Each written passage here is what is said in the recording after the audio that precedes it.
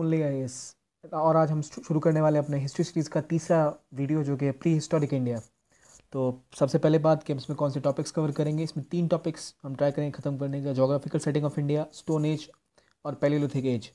ये तीनों historically prelims के हिसाब से इंपॉर्टेंट है क्योंकि ये टर्म्स थोड़े मुश्किल होते हैं याद करने के लिए। तो हम कोशिश करेंगे जल्दी से जल्दी इन तीनों को ख़त्म किया जाए। Let's move ahead. और ये हमारा तीसरा लेक्चर है और मैं उम्मीद कर रहा हूँ कि आप बाकी के दोनों वीडियोस भी आपने कवर कर लिए होंगे, क्योंकि इससे आगे इसका पूरे तरह से फ़ायदा उठाने के लिए इंपॉर्टेंट है कि आप पहले वाले भी वीडियोस ध्यान से देख लें।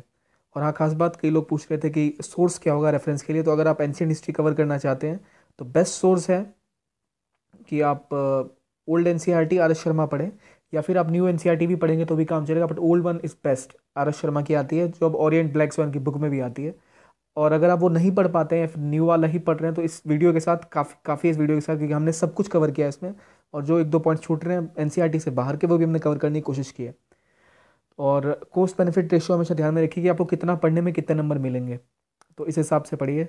और रेफरेंस इसका है R S Sharma old NCERT. So let's start हमारा पहला टॉपिक जो कि है geographical setting of India. Geographical setting of India मतलब हम हिस्ट्री में जोग्राफिकल सेटिंग क्यों पढ़ रहे हैं। अब जब भी आप एंशियंट इंडिया की बात करेंगे तो इसमें एक बहुत इंपॉर्टेंट फेज़ है कि आपकी जोग्राफी कैसी है, उसी हिसाब से आपका हिस्ट्री बनती है। तो आज हमें पता लगेगा कि जोग्राफी से हिस्ट्री का क्या संबंध है। देखिए, जोग्राफी की वजह से आपको क्या क्या पता चलता है कि जोग्राफी की वजह से आप इंडिया का नाम भी इंडिया की जोग्राफी की वजह से, कल्चर इंडिया की जोग्राफी की वजह से, history, influence, economy, geography, trade, सब कुछ इंडिया की जोग्राफिकल सेटिंग की वजह से ही है। कैसे? देखिए, इंडिया की जो लोकेशन है, जैसे इंडिया के इधर अगर लेट्स से हिमालय अगर है तो यहाँ पर आपके हिमालय के अगर पहाड़ हैं तो पीछे चाइना वगैरह है, तो ये आपको एक फ्रंटियर देता है बचाने के लिए। सॉरी, मैं ड्रॉ नहीं कर पाऊंगा। आई थिंक लेट्स मेक कि ये आपका इंडिया का हेड है, लेट्स से टूटा फूटा जो भी है। पीछे का रीजन बहुत कुछ डिटरमाइन करता है जो हम आगे कवर करेंगे। और कल्चर, कल्चर किस तरह से कई तरह के लोग आ पाते हैं, कैसा आपका जोग्राफिक, अगर आप किसी आइलैंड पे हो, ठीक है, तो वहाँ पर बहुत मुश्किल है लोगों का आना। तो वहाँ आइसोलेटेड सोसाइटी होती है उस द्वीप पर।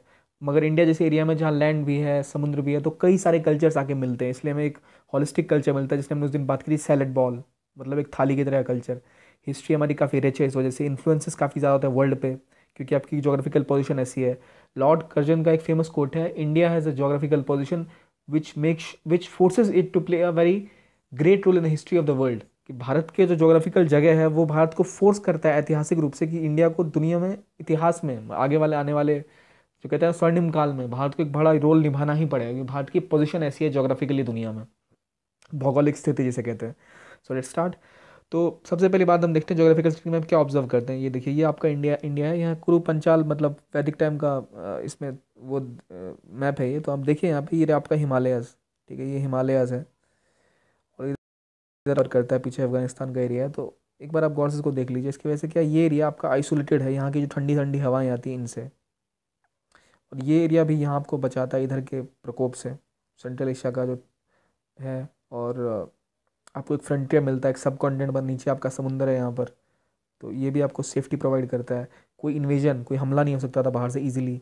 जैसे जर्मनी को माना जाता है वर्ल्ड वॉर 1 में जर्मनी हरदम फ्रांस के ऊपर चढ़ा रहता था, वर्ल्ड वॉर 2 में या ऐतिहासिकली हरदम लड़ते रहे वो लोग, क्योंकि यूरोप का सपाट एरिया था। वहीं इंग्लैंड जो कि एक द्वीप पर था, यूके जो कि थोड़ा हटा हुआ यूरोप से, तो हमेशा सेफ रहा, और वहाँ इसलिए इंडस्ट्रियलाइजेशन सबसे पहले हुई। तो ये इंपॉर्टेंट है, यहाँ की जोग्राफिकल लोकेशन हमारी ऐसी थी कि हम अटैक से बचे रहते थे हिस्टोरिकली। फिर बाद में ऑफकोर्स कुछ पासिस हैं यहाँ पर, जैसे बोलन पास, खैबर पास, जहाँ से लोग आके हमला करते थे। बट ओवरऑल जो हम कहेंगे कि ये ज्योग्राफी हम ध्यान में रखिए, मैप काइंड ऑफ वैसे पे ये आपको याद रहेगा। आगे बढ़ते हैं। अब सबसे पहली बात है इंडिया का नाम, जो हमें कवर करना है, नाम। तो भाई साहब, ये जो आप फोटोज़ देख रहे हैं इन सबको ध्यान से देखिए। इंडिया का नाम अगर जो है, कुछ लोगों को डाउट भी हुआ था कि अ, इंडिया का नाम ग्रीक्स, रोमन्स या किसने पहले दिया, अरब्स ने दिया। तो देखिए, 4 लोग हैं, इन सबको ध्यान से देखिए। ये भाई साहब है प्रिंस ऑफ पर्शिया, मतलब ये है पर्शियन, मतलब कि हमारे ईरानी ऑलमोस्ट। ये है हमारा हरक्यूलिस, जो कि ग्रीक देवता है। वैसे तो जॉन जैन सब हमारे रॉक है, पर ये फिल्म इनकी हरक्यूलिस, जिसमें ग्रीक गॉड था हरक्यूलिस, उनका रोल इन्होंने निभाने की कोशिश की है। और ये हमारे पाणिनि द ग्रेट मैथमेटिशियन। और ये हैं हमारे बाबा रामदेव, जिन्होंने कंपनी खोली है पतंजलि। तो इन सब का रोल है इंडिया के नाम में, इन व्यक्तियों का नहीं, इनका तो बिल्कुल नहीं ना इनका, पर ये जहाँ से आते हैं उसका रोल है, पर्शिया का, ग्रीस का। हाँ, इनका रोल है पाणिनि जी का। और इनकी कंपनी जो है पतंजलि, जिनके नाम पर है, उनका भी रोल है इस नामकरण में। अब कैसे है, बस अब ये फोटो याद रखिए, आपको जल्दी से याद हो जाएगा क्या है। Prince of Persia, Hercules, Panini और रामदेव। तो स्टार्ट करते हैं। पहली बात, भारतवर्ष जो हमारा मेन इंपॉर्टेंट नाम है, भारतवर्ष कहाँ से आया? हम भरतवंशियों की धरती है, इसलिए हमारा नाम भारतवर्ष है। तो ये आपको मैंने पिछले लेक्चर में बताया था। पर इंडिया जो आपका नया लेटेस्ट नाम है, सबसे पहले कहाँ से आया था? पहले पर्शियंस ने इस रीजन को नाम दिया था, याद रखिए। ये रहा आपका प्रिंस ऑफ पर्शिया, सबसे पहले इसके लोगों ने हमें नाम दिया था इंडिया। कैसे? क्योंकि जो रीजन जिसको सिंधु नदी पानी देती थी, जो रीजन था जिसको सिंधु नदी जो है थी आपकी, सब सिंधु भी कहते हैं ना, 7 नदियाँ होती थी। 7 नदियों में सरस्वती थी, गंगा, यमुना, और पांच पांच स्ट्रीम्स सरस्वती की होती थी। ये रही 5 streams of Saraswati along with Ganga Yamuna. तो ये 7 हो गया आपकी 7 नदियाँ, जहाँ जिस जमीन को पानी देती थी वो लोग सिंधु कहते थे, और सिंधु को सब सिंधु। वहीं से इंडिया वाला आपका नाम चला था, सबसे पहले पर्शियंस ने स्टार्ट किया था। और इसका पता कहाँ से चलता है? सब सिंधु जो पहले इंडिया को कहते थे ये लोग, सब सिंधु, ये रहा। इसका पता चलता है जैन अवस्था से। जैन अवस्था मतलब पारसियों की सबसे प्रमुख किताब है। कहा जाता है कि ये भी संस्कृत का सबसे पुराना टेक्स्ट है। ये थोड़ा कंट्रोवर्शियल है, कई लोग कहते हैं कि संस्कृत नहीं है, कई जगह कई सोर्सेज में संस्कृत लिखा हुआ है। तो जैन अवस्था पारसीज का सबसे पुराना टेक्स्ट है, और इसमें मेंशन है सब सिंधु। हमें ना बुलाया गया, पर्शियंस को कहा जाता है, पहले हमें इंडिया का नाम दिया। फिर ग्रीक लोग जो थे, ये भाई हमारे हरकिलिस के जो परिवार वाले थे, ये क्या करते थे? सिंधु को इंडोस कहते थे। तो इन्होंने सिंधु को इंडोस बोलना सीख लिया इनसे, पर्शियन से, ठीक है। तो और इन्होंने क्या कहना शुरू किया कि जो इनका महान वो था हिस्टोरियन हेरोडोटस, इसने कहा था कि इंडोस जो होते हैं, जो पर्शियन अंपायर का बाहर वाला एरिया है, मतलब आप ईरान का जो मैप पे एरिया देख रहे हैं ना, इनका मानना था कि ये जो आपका ये एरिया है, मतलब से ईरान यहाँ होगा पीछे कहीं, ठीक है। तो ये कहते थे इसका जहाँ खत्म होता है वो इंडोस है, मतलब इंडस नदी के आसपास का। तो बाद में इन्होंने क्या किया, ग्रीक्स इसको इंडोस कहने लग गए। और इसी के चक्कर में बाद में ये लोग, ग्रीक्स और रोमन्स तो हमेशा एक ही जैसे तो होते थे अड़ोस पड़ोस में, तो उन्होंने उस पूरे एरिया को ही इंडोस कहना शुरू कर दिया, जहाँ से इंडिया नाम बन के आया, ठीक है। और चाइनीज हमें कहते थे टिंचू या फिर चुआंटू, ठीक है। हिंदू हमेशा हमारा नाम पर्शियन में पड़ा था, ठीक है, जिसे हिंदुस्तान भी कहा जाता है। और होडू हेब्रियो में, हेब्रियो कहाँ चलती है भाई? अभी इसराइल में। तो हेब्रू यहूदियों का है, यानी जीव्स का। तो आप याद रखिए इसको याद का बेस्ट तरीका, ये आपको नाम याद होना चाहिए। और हाँ, एक ये 2 भाई साहब छूट गए, सॉरी। ये जो पाणिनि है, इन्होंने भी इंडिया को शायद आर्यव्रत कहा था सबसे पहले। पतंजलि ने सबसे पहले आर्यव्रत कहा था। हाँ, ये आर्यव्रत सबसे पहले पतंजलि ने कहा था इंडिया को। तो अपने रामदेव बाबा की जो कंपनी है, वहाँ से आप आर्यव्रत को जोड़ लीजिए। और पुराण ने कहा था हमें भारतवर्ष, और पाणिनि ने सबसे पहले कहा था हमें, कि पाणिनि की भी टेक्स्ट में पता चलता है कि उन्होंने भारतवर्ष को कहा है। तो याद रखिए, सब सिंधु इनकी किताबों से पता चला, इन्होंने हमें हिंदू वाला यहाँ से नाम आया। ये कहते थे कि इनकी एम्पायर जहाँ खत्म होती है उसके बाद जो एरिया वो इंदूज है, तो वहाँ से इंडिया आया। और ये है ये रामदेव जी के पतंजलि में, जो जो असली पतंजलि थे, उन्होंने अपनी इंडिया का नाम दिया था आर्यव्रत। और ये पाणिनि, यहाँ से भारतवर्ष भी नाम आया था। हाँ, और एक बात और है कि आर्यव्रत, ये रहा आर्यव्रत पतंजलि के समय में नाम था, भारतवर्ष पुराण में भी कहा गया था। और भरत हमने बताया, ये ऋग्वेदा के समय में उस एक समुदाय या फिर एक जो ट्राइब थी, जिसके वंशजों को कहा गया मनुस्मृति और भगवत पुराण में भी भारतवर्ष के नाम से इसे कहा गया। भारतवर्ष मतलब वह भूमि जहाँ पर भगवान खुद निवास करते हैं, जो भगवानों के लिए है। तो ये आपका नाम का हो गया कहानी। आगे बढ़ते हैं। जोग्राफिकल एक्सटेंट क्या है, इसमें आगे की बात 3 पॉइंट है। इंडिया की जो बेसिक जोग्राफिकल एक्सटेंट हिस्टोरिकली ऐतिहासिक रूप से माना जाता है कि भारत की जो भौगोलिक स्थिति है उसको 3 में भागा जाता है, बांटा जाता है। हिमालय, इंडो गैंगटिक और ब्रह्मपुत्र प्लेन, या फिर और तीसरा डेक्कन प्लेट्यू। तो इसलिए क्यों बांटते हैं? क्योंकि तीनों की जो जो अब ज्योग्राफी में पढ़ेंगे, तीनों की फिजिकलिटी अलग अलग है, और तीनों डिस्टिंक्ट है एक दूसरे से, इसलिए इस भाग में बांटा जाता है। सबसे पहले देखते हैं इंपॉर्टेंट हिमालय, जो सबसे पहला वाला है। तो हिमालय देखिए, ये आपके यहाँ से अब लेट से हिमालय पूरा कवर किए हुए आपको यहाँ से लेके यहाँ तक। हिमालय ऑब्वियसली बहुत इंपॉर्टेंट है, जो मैंने पहले ही बोला। ये हिमालय हो गया आपका, ये रहा आपका डेक्कन का जोन, ठीक है। ये आपका वो गंगा ब्रह्मपुत्र प्लेन्स, ये आपका ऊपर वाला हिमालय, गंगा ब्रह्मपुत्र प्लेन, ये नंबर 1, ये नंबर 2, ये आपका डेक्कन हो गया नंबर 3। तीनों की ज्योग्राफी देखिए अलग अलग है, सफ़ेद, हरा और ये हल्का भूरा कलर का डेक्कन। तो आप इसको याद रखिएगा कि 3 है। और हिमालय का क्या इंपॉर्टेंस है, पता ही होना चाहिए आपको, कि हमें आर्कटिक विंड्स जो आते हैं साइबेरिया से, उससे बचाता है, इन्वेजन बचाता है नॉर्थ से। पर सुलेमान माउंटेन रेंज है, सुलेमान माउंटेन रेंज यहाँ इधर पड़ती है, इस रीजन में कहीं पर, ठीक है। यहाँ से बार बार इन्वेजन होता था, क्योंकि यहाँ पर 2-3 पास है, खैबर पास तो, और मुझे याद खैबर और ये बोलन पास दोनों हैं। तो वहाँ से इन्वेजन हो जाती थी बोलन पास से, जहाँ से ट्रेड भी होता था, पर बाद में अटैक भी होता था। खैबर गोमल पास है, और बोलन पास जहाँ से ट्रेड होता था। 3 पासेस याद कर लीजिएगा, ज्योग्राफी में से आपको कवर करना ही पड़ेगा। तो ये बेसिक है। अब आगे बढ़ते हैं। ज्योग्राफिकल एक्सटेंट में एक और पॉइंट आता है कि यहाँ पर एक और चीज़ देखने वाली, ये जो आपकी फोटो है लेटर वैदिक पीरियड के रूलिंग टाइप की फोटो है। उतना ही ध्यान नहीं रखना है आपको मैप में क्या क्या, बस ये देखिए लेटर वैदिक पीरियड में अंपायर कहाँ कहाँ से थी, ये एरिया कवर था आपका, ठीक है। गौर से देखिए यहाँ पर आपका साम्राज्य था बड़ा वाला। अब गौर फरमाइए जो मौर्य जो साम्राज्य था वो भी इसी एरिया में था ऑलमोस्ट, ठीक है। और लेटर वैदिक भी यही है, मौर्य भी यहीं है, और गुप्ता अंपायर भी यहीं थी, और हर्षवर्धन की अंपायर भी लगभग यहीं थी, नर्मदा के पास थे यहाँ तक इस एरिया में। आखिर यहीं पर क्यों होता था सब कुछ, ठीक है। क्योंकि यहाँ हिमालय एक बैरियर देता था, यहाँ पर आपको रिसोर्सेज मिलते थे, यहाँ पर आपकी नदियाँ थी, प्लेन्स था, ठीक है। राजस्थान की भूमि जो थी वो थोड़ी खुरदरी मानी जाती थी, इसलिए वहाँ पे जीना थोड़ा मुश्किल हुआ करता था, मतलब खुदाई वुदाई करना मुश्किल था। यहाँ पे आपको रिसोर्सेज थे झारखंड बिहार में, और ऊपर प्लेन्स थे, पहाड़ों का पानी नदियाँ मिलता था, तो यहाँ सबसे बड़ी बड़ी एम्पायर इसी रीजन में इसलिए शुरू में पैदा हुए थे। तो ज्योग्राफी की वजह से आपकी हिस्ट्री पे कितना बड़ा असर पड़ा ये दिखता है यहाँ से। आगे दिखता है यही जो कन्नौज ट्राइंगल है, कन्नौज ट्राइंगल जो अब साउथ की हिस्ट्री में पढ़ेंगे, यहाँ पर बार बार युद्ध होता था किसके किसी में, राष्ट्रकूटास के बीच में, पालास के बीच में, और गुर्जारा प्रतिहारास के बीच में। जब उनकी हर्षवर्धन की मौत के बाद, तो यहाँ भी हिस्ट्री बहुत बड़ा रोल प्ले करती थी। क्यों? क्योंकि यहाँ पर पानी था, और वो प्लेन काफ़ी फर्टाइल थी, इसलिए वहाँ पे हमेशा जंग लड़ी जाती थी। 3 रैंडम मैप डाले हैं मैंने। ये रैंडम मैप ये आपका है, जैसे अवंती कोशाला जब महाजनपद थे, वो सारे महाजनपद यहीं थे, जो आपके यहाँ से स्टार्ट होते थे, कुरुशे और यहाँ कलिंग तक जाते थे आपके, जो कि मेन आपका महाजनपद जो मगध या वैशाली थे, सारे बिहार के रीजन में आते थे। क्यों? क्योंकि यहाँ पर गंगा थी, गंगा यमुना दोआब था, और सब सिंधु की 5 नदियों का जो कहते हैं ना सरस्वती बहती थी, तो यहाँ इस रीजन को सबसे ज़्यादा वो संपदा प्रदान करती थी, इसलिए यहाँ सबसे ज़्यादा एक्सटेंशन था। ये पॉइंट मेंस के लिए इंपॉर्टेंट हो जाता है, और आगे भी आपको मदद मिलेगी प्रीलिम्स के क्वेश्चंस करने में, कि आपसे पूछा जाएगा कि आखिर क्यों यहाँ पे था, क्योंकि यहाँ पे सब सिंधु थी और रिसोर्सेज था, सब कुछ था यहीं पे इसी रीजन में, इसलिए यहाँ पे ज़्यादा सभ्यताएं या फिर ज़्यादा जो महान साम्राज्य हुए भारत के वो यहीं पर हुए। आगे बढ़ते हैं। अब नेचुरल रिसोर्सेज वेस्टर्न एरियाज में ही क्यों होते हैं, अब बताइए, या फिर पहले वहीं क्यों बने, वेस्टर्न एरियाज में ही क्यों बने, क्यों बने? आपको पता होना चाहिए, क्योंकि वहाँ का ट्रेन ऐसा है कि ज़मीन, रेनफॉल एक सेट था कि इतना रेनफॉल होगा, फॉरेस्ट साफ करने में आसानी होती थी। यमुना की दोआब की क्या इंपॉर्टेंस है, क्यों मोस्ट कोवेटेड और मोस्ट कंटेस्टेड एरिया था ये, हमने पीछे बताइए। आप इस पे खुद से भी थोड़ा काम करिए, आप लिखिए इसको सेक्शन में कि क्यों ये दोआब मोस्ट कोवेटेड और कंटेस्टेड एरिया क्यों था। 2-4 पॉइंट्स ये हो जाएंगे, 2-4 पॉइंट्स ये हो जाएंगे, तो इससे आपका ज्योग्राफिकल एक्सटेंट का एक मीन्स का क्वेश्चन तैयार हो जाएगा, आएगा तो कुछ पॉइंट्स मिल जाएंगे।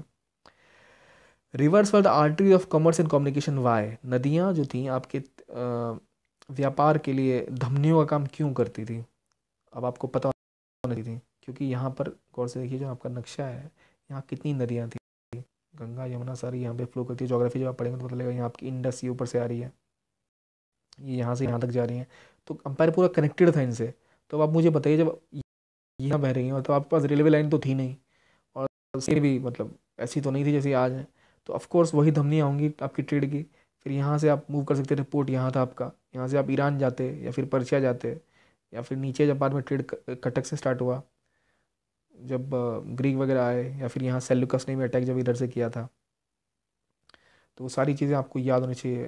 अलेक्जेंडर का अटैक तो क्यों था ऐसा, इसमें आप अपनी मेहनत थोड़ी करिए, मुझे कुछ पॉइंट बताइए आप कि क्यों होगा।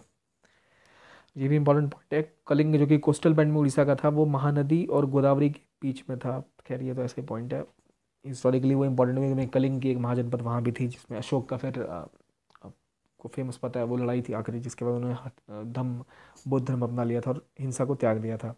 अब कॉपर माइंस बिहार में थी, खेतरी माइंस राजस्थान में थी, जहाँ पे कॉपर मिलता था, पर खास बात है कि हमारे में क्या था कि कभी ब्रॉन्ज एज नहीं आई, क्योंकि हमारे में कभी टीन बना ही नहीं, ठीक है, क्योंकि टीन नहीं था, सॉरी टीन नहीं मिलता था, टीन नहीं था, तो इस वजह से ब्रॉन्जेस नहीं आई। ब्रॉन्जेस में आपको क्या चाहिए, मिक्स करेंगे इन दोनों को तब आपका ब्रॉन्ज बनेगा, कांसा।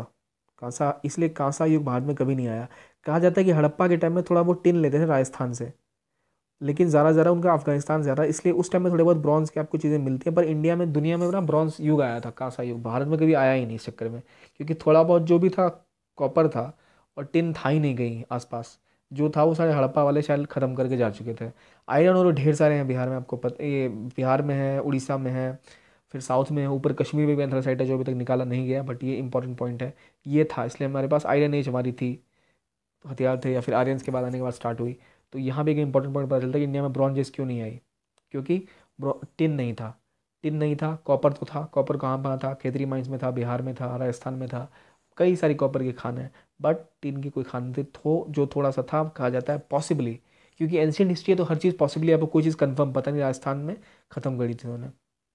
आगे आगे आगे आते हैं, हम अपना रिवीजन टाइम करते हैं। तो जो हमने पढ़ा, सबसे पहले इंडिया का टर्म किसने दिया था इंडिया को? याद कीजिए, पर्शियंस। ओके, और वैसे एक तरह से पर्शियन है, और आपको ध्यान रखना पड़ेगा टर्म क्या है। अगर आप इंडिया की बात करें, इंडोस पहले ग्रीक ने दिया था, पर उन्होंने टोटली इसको बोरो कहाँ से किया था भाई? हमारे हरकुलिस साहब ने कहाँ से लिया था? प्रिंस ऑफ पर्शिया से लिया था। पर्शियन ने सब सिंधु नाम दिया था जैन अवस्था की बुक में। ये सारी चीज़ें आपको कोरिलेट करके याद होनी चाहिए। चलिए, अब एक पिछला जो वीडियो का क्वेश्चन है, व्हाट इज़ विनय पिटका, बताइए, और इसके कंटेंट क्या है? विनय पिटका क्या है? एक बुद्धिस्ट टेक्स्ट है, त्रिपिटिका में से पहला पिटिका जो थी, त्रिपिटिका में विनय पिटिका थी। इसमें क्या होते हैं, इसके अंदर कंटेंट क्या होता था, इसका चीज़ क्या, मतलब क्या हमें पता चलता था इससे, क्या बताता है ये? आपको याद नहीं है तो आज का मतलब आपने नहीं पढ़ा ठीक से, रिवाइज कर लीजिए। वैसे इसको सिंपल है, विनय पिटिका में डिसिप्लिन मेंटेन करने के बाद क्या डिसिप्लिन फॉलो करेंगे वो जो उनके भिक्षु या भिक्षुणी हैं, वो किस प्रकार से जीवन यापन करेंगे, क्या अपवाद होंगे उनके जीवन में कि कब ये इससे बाहर निकले कुछ और कर सकते हैं, वो उसको बताता है विनय पिटिका। त्रिपिटिका में अभिधम पिटिका, ये सब आपको पता होना चाहिए। और हाँ चलिए, क्या आपको पिछले वीडियो से कुछ जैन टेक्स्ट याद आ रहे हैं? ज़्यादा थे नहीं, दो थे, अगम, कल्पसूत्र, क्या होते थे वो?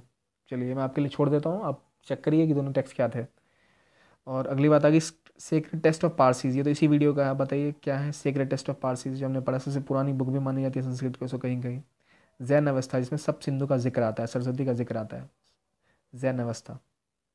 और ये हाँ, जूनागढ़ रॉक इंस्क्रिप्शन, फिर एक पिछले वीडियो का एक पॉइंट है, किसका था जूनागढ़ रॉक इंस्क्रिप्शन, क्यों इंपॉर्टेंट है ये, याद करिए। ये रुद्रमन का था, और इसमें चेस्ट संस्कृत यूज़ हुई थी, मतलब शुद्ध संस्कृत का इस्तेमाल किया गया था, इसलिए इंपॉर्टेंट है ये। अब भाई ये Brahmi script versus Kharosthi script, कई लोगों ने मेरा सवाल सही किया था जो मैंने पहले वीडियो में कर लिखा था, राइट टू लेफ्ट क्या होता है और लेफ्ट टू राइट क्या होता है, बताइए। ये मैं आपके लिए छोड़ता हूँ, आगे चलिए। हमें अब अपना स्टोन एज स्टार्ट करनी है। तो देखिए एमसीक्यूज में इसमें भी डालता, पर क्योंकि टिप टॉपिक मिड टॉपिक्स हैं, जब हमारा पूरा जो पैलेयोलिथिक न्यूलिथिक एज खत्म हो जाएगा तब हम एमसीक्यूज कर पाएंगे, क्योंकि अभी बीच में से मैं उतने दूंगा तो काफ़ी लंबा चलेगा, लेंदी है। तो अब टाइमलाइंस की बात करते हैं कि हमारी हिस्ट्री मूव कैसे करती है। देखिए पहले आता है लोअर पैलेयोलिथिक, फिर मीडियम मिडिल पैलेयोलिथिक, अपर पैलेयोलिथिक, तीनों पैलेयोलिथिक एज में है, जो हम कोशिश करेंगे आज कवर करने की, ये तीनों जोन। ज़्यादा इसमें कुछ हुआ नहीं, सबसे ज़्यादा हुआ न्यूलिथिक में और चैल्कोलिथिक में, और फिर अब हड़प्पा के बाद हमारी मॉडर्न, जिसे कहते हैं ना एंशियंट वाली अच्छी वाली थोड़ी हिस्ट्री स्टार्ट हो जाती है, पढ़ने में मज़ा आएगा। अभी थोड़ा बोरिंग सा है, पर कोई बात नहीं। 2 मिलियन बीपी बिफोर प्रेजेंट से लेके आप 6000 बीसी तक आप इसको कवर करेंगे हम, ये तीन। पैलेयोलिथिक मतलब क्या होता है? स्टोन एज, मतलब सॉरी, हाँ स्टोन एज। स्टोन एज में आपका, स्टोन एज को प्री हिस्ट्री भी कहते थे, प्री हिस्टोरिकल टाइम्स, क्यों? जब किसी वहाँ पर कोई रिटर्न रिकॉर्ड नहीं है, जिस जिस युग की कोई रिटर्न हिस्ट्री नहीं होती है, उसे हम कहते हैं प्री हिस्ट्री। हिस्ट्री मतलब इतिहास, इतिहास लिखित होता है, जो अलिखित इतिहास है उसे प्री हिस्ट्री कहते हैं। अगली बात है कि मानवता, मानव जो था भारत में सबसे पहले 50,000 साल पहले मानवता रहा करता था, और एक ही भारत देश में आज तक फॉसिल मिला है, होमिनॉइड फॉसिल, मुझे याद नहीं इसको हिंदी में क्या कहेंगे, इसको इंग्लिश में ह्यूमनॉइड फॉसिल कहते हैं, जो कि नर्मदा वैली के पास मिला था, होमो इरेक्टस था, ये रहा होमो इरेक्टस। तो होमो सेपियंस नहीं है, होमो इरेक्टस था। जो आप इवोल्यूशन जो बायोलॉजी में थोड़ा सा पढ़ेंगे तब बताएंगे होमो इरेक्टस कौन सी साइज़ का था, मैं भी इसको ड्रॉ नहीं कर सकता। और कल्चर जो होता है हमारा, वो बेस्ड होता है, जब हम हिस्टोरिकल कल्चर बताते हैं, पाषाण युग है, ये युग है, वो युग है, चैल्कोलिथिक एज है, या फिर न्योलिथिक एज है, तो बेसिक फोकस होता है कि मेटल कौन सा है, किस मेटल का यूज़ करके वो वेपन बनाते हैं, उसको उसी युग का नाम दिया जाता है। स्टोन एज में आपके पत्थर के मेटल्स हुआ करते थे, कॉपर एज आई, ब्रॉन्ज एज आई, तो वेपन्स जो थे बेसिकली मोस्ट इंपॉर्टेंट, क्योंकि लोग पकड़ पकड़ के जानवर वगैरह मार के खाते थे, तो वो वेपन्स बहुत इंपॉर्टेंट थे। तो स्टोन एज 3 तरह की थी, ओल्ड, मिडिल एंड न्यू। सबसे पहले हम इसी में जो हमारा पैलियोलिथिक है, ओल्ड स्टोन एज, इसको शुरुआत करेंगे, मतलब पूरा पाषाण युग। स्टोन एज मतलब होता है पाषाण युग, और पैलियोलिथिक एज मतलब होता है पूरा पाषाण युग। तो पूरा पाषाण युग में आपका पैलियोलिथिक कल्चर जो है वो कैसा था? वो लोअर सबसे पहले लोअर था, फिर मिडिल आया, फिर अपर आया। लोअर मतलब सबसे पुराना, फिर मिडिल, फिर अपर। तो होता क्या था कि सबसे पुराना जो होगा उसमें हाथ से लोग ऐसे ही हैंड एक्स यूज़ करते थे, हाथ का बना हुआ थोड़ा, जिसकी तरफ फोड़ फाड़ के कुछ बना दिया। जैसे ये देखिए, इसमें कुछ ज़्यादा कलाकारी इसमें की नहीं हुई है, अब सब गौर से देखिए। ये है आपके लोअर पैलियोलिथिक के, मतलब सबसे पहले वाले जो आपका पूरा पाषाण युग था उसका है। हैंड एक्स मतलब हाथ से बने हुए वो उसका यूज़ करते थे, कुछ नुकीला वकीला बना दिया। क्वार्ट्ज़ाइट काफ़ी इजीली मिलता था उस टाइम में, उसको इजीली क्वार्ट्ज़ाइट के मेटल को आप काफ़ी इजीली घस के कुछ बना सकते हैं नुकीला, तो इसलिए यहाँ पे क्वार्ट्ज़ाइट बेसिकली यूज़ होता था पैलेolithic लोअर में। हैंडेक्स क्लीवर इंडस्ट्री थी।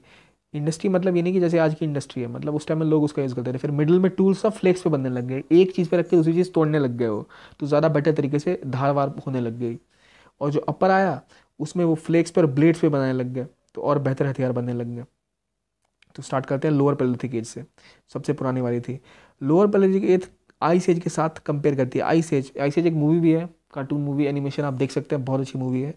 उसमें आप जिससे कहता है ना शीत युग था उस समय में, तो काफ़ी ठंड रही होगी, ऑब्वियस सी बात है, बहुत ठंडा एरिया हुआ करता था पैलेolithic एज में। उस टाइम में हैंड एक्सेस यूज़ होते थे। मैंने आपको बता दिया हैंड एक्सेस क्या होते हैं।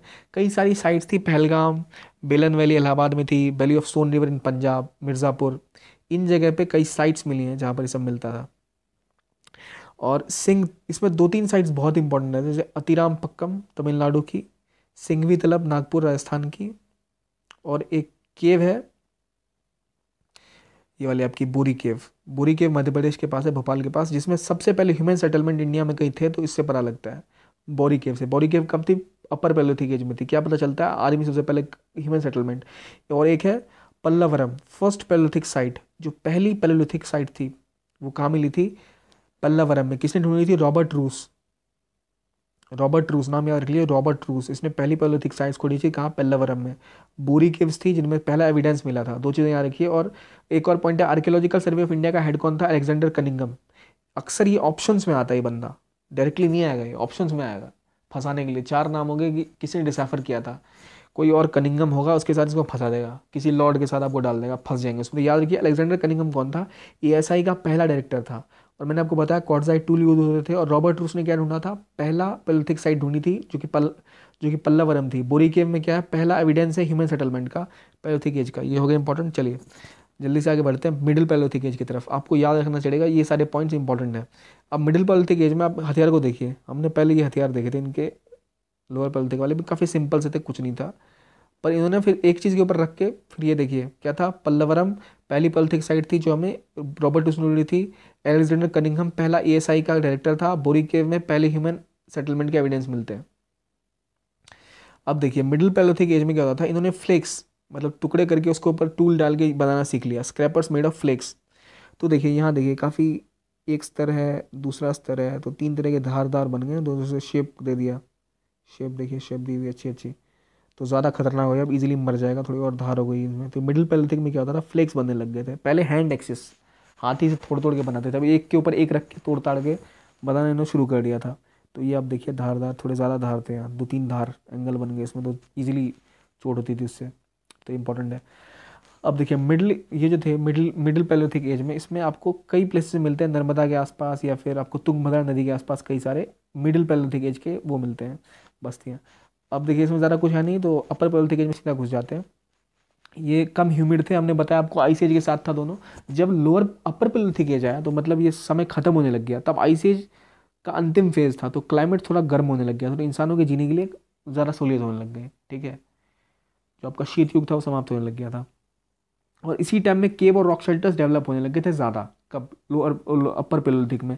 इसलिए भीमबेटका केव जो बहुत इंपॉर्टेंट है आर्ट एंड कल्चर के हिसाब से, जो पहले सबूत मिलते हैं, कहा जाता है उस टाइम में मिलते हैं भीमबेटका के, जो कि भोपाल के पास है। यहाँ पे एक्स, क्लीवर्स और ब्लेड्स का यूज़ हुआ था।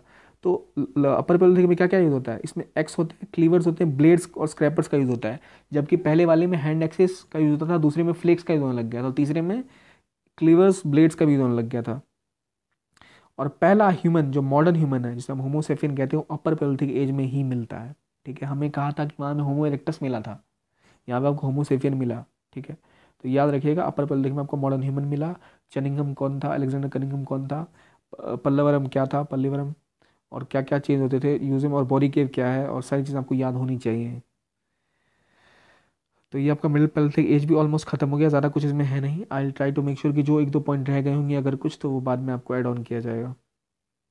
अब देखिए हमारा आज का ये लेक्चर यहीं खत्म होता है, क्योंकि आगे हमें जो न्यूलिथिक, इसमें काफ़ी कुछ है, तो मैं इसको लंबा नहीं खींचना चाहता। न्यूलिथिक अलग से करेंगे और पूरा उसको कवर करने की कोशिश करेंगे। तो सबसे पहली बात है कि अगली वीडियो में क्या होगा, न्यूलिथिक और मेसोलिथिक एज हम खत्म करेंगे।